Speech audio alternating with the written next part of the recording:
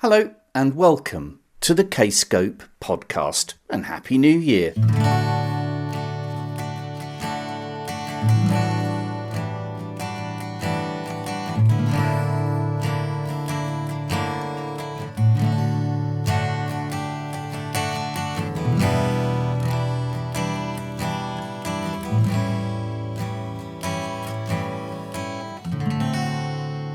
In this episode, Textures are back with their first album in almost a decade and an enormous 31-date tour throughout Europe in January and February with Jongh. You'll hear 3 tracks from the new LP, Genotype, and a chat with the drummer and the gaffer, Stef Broks. We talked about why it's so difficult for Dutch people to be famous, why the scene has blown up in their absence, and the fact that they'll be playing with younger groups and younger audiences as a result. We'll talk about the creative process, we'll talk about who's in charge of the group, and we'll talk about what constitutes the Textures version of the modern meet and greet. But, of course, I started by asking Stef, what's it like to be back in show business? Yeah, it's great.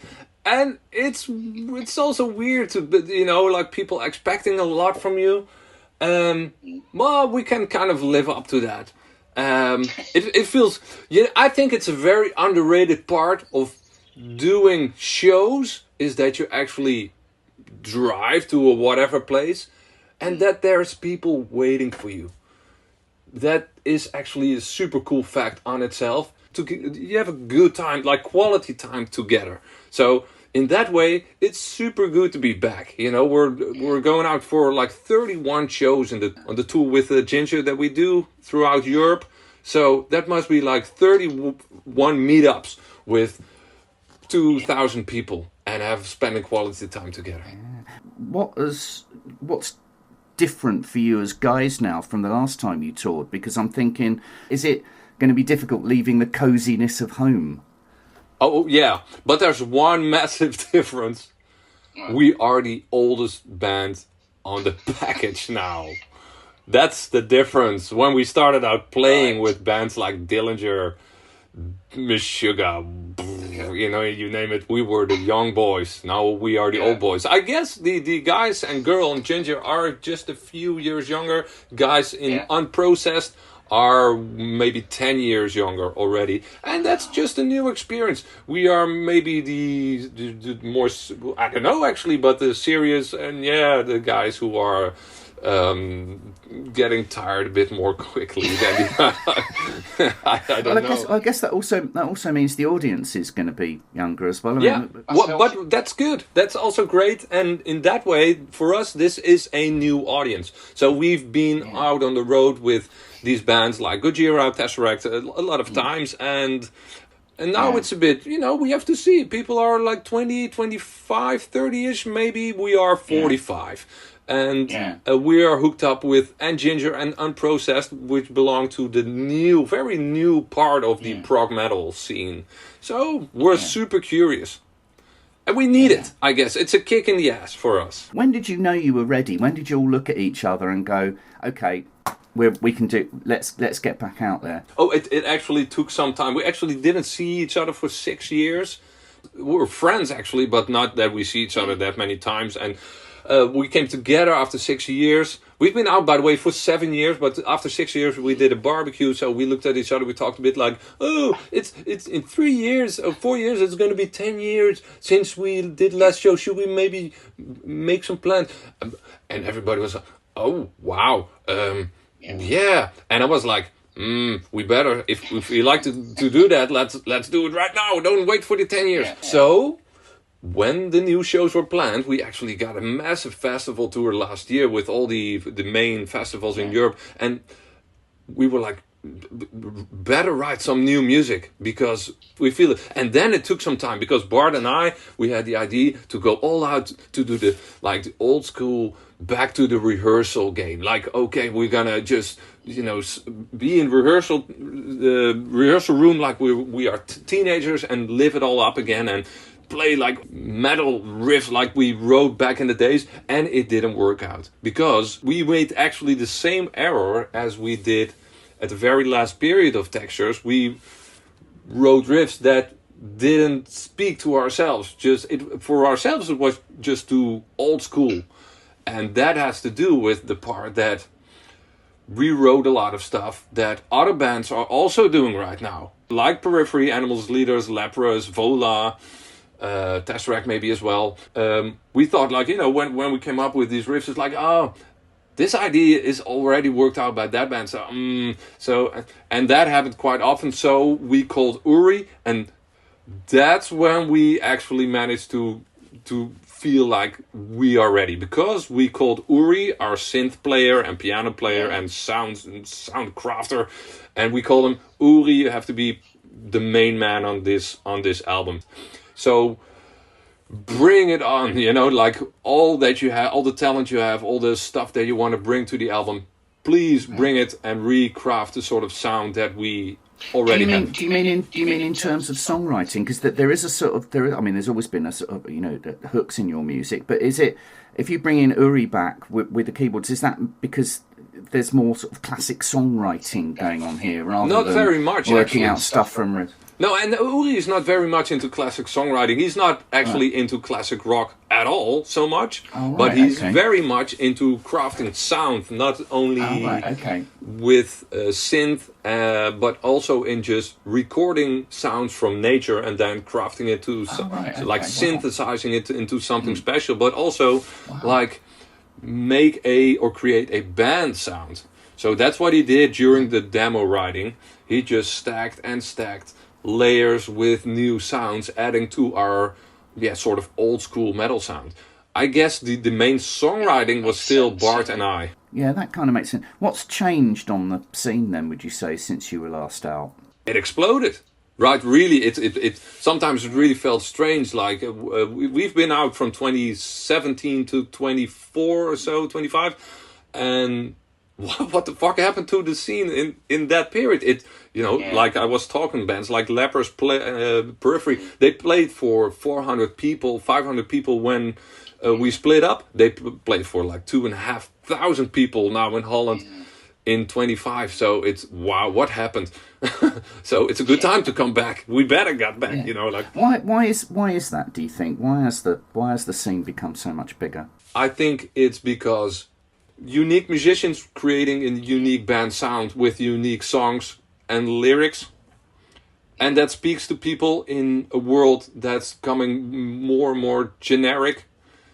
It's an honest scene, so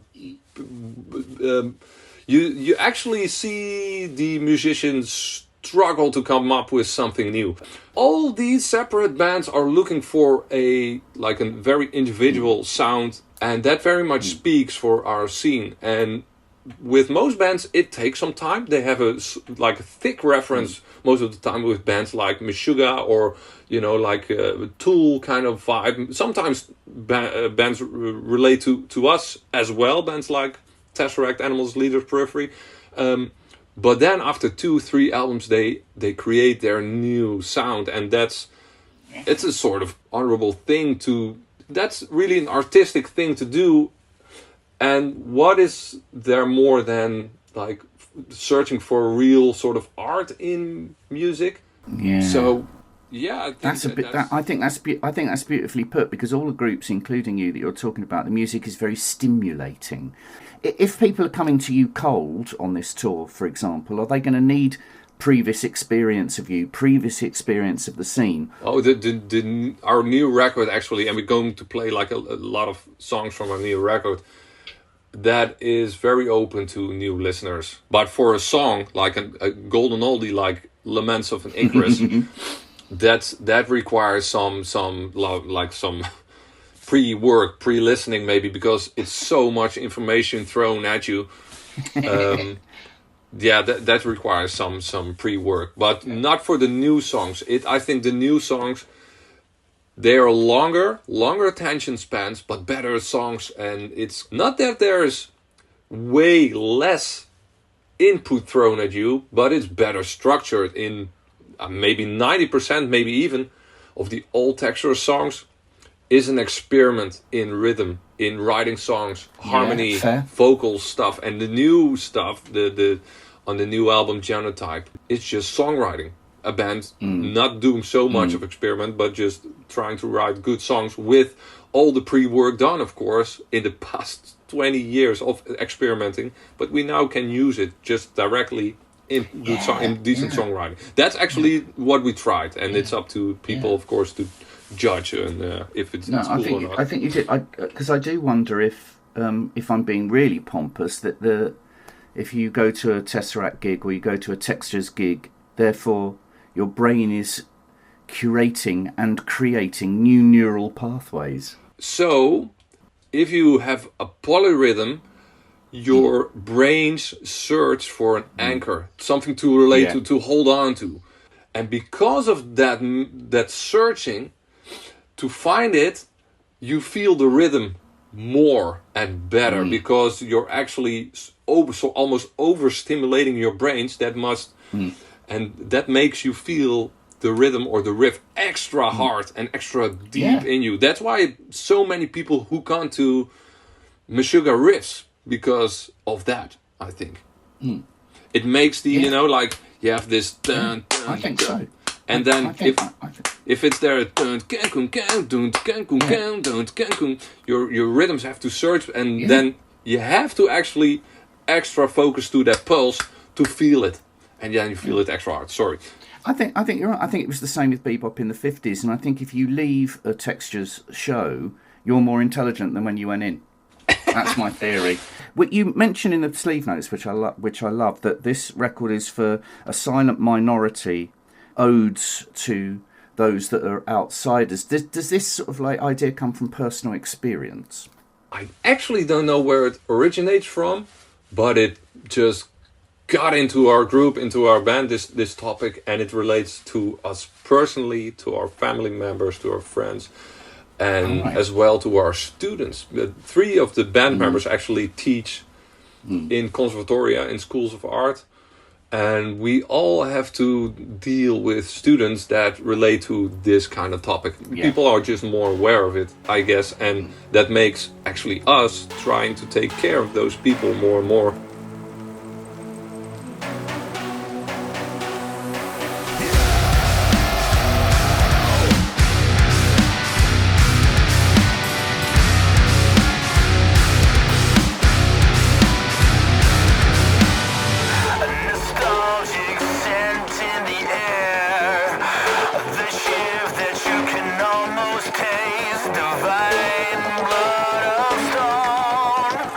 Announce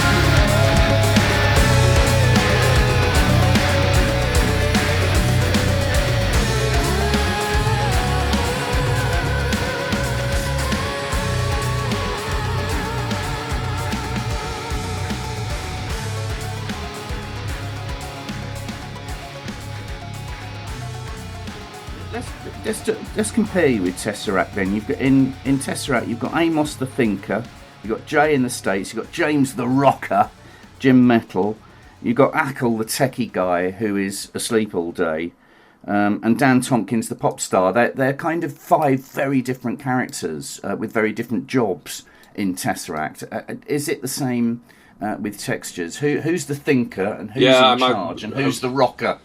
I might relate best to Amos, and he knows that probably because we know each other quite well. We played loads of times together back in the days in 2000. Actually, maybe you might know I was a sort of first drummer of Tesseract. You played with them, didn't you? Yeah, I did know that. Yeah. So who's in charge? Who's in charge of Textures? Who's the governor? Who's the gaffer? That's maybe a bit weird to say, but sometimes I am. I'm actually totally not into technical stuff, but I like to, I like to initiate stuff. Now is the time to release to get the demos to the recording studio, those kind of things. And then sometimes I'll leave it because the rest of the band is way more technical than me, so they pick it up. Right. But I'm that guy. For instance, when we came back together, I'm the guy that actually made the call to the booker, to the management, to the sponsors, to the label. Hey guys, we are back. Are you in? Are you out? Oh wow! That must have been really exciting. Yeah, that was weird because I actually made those calls in half an hour, and they were all in. So that was nice. It twists and converts this story into words.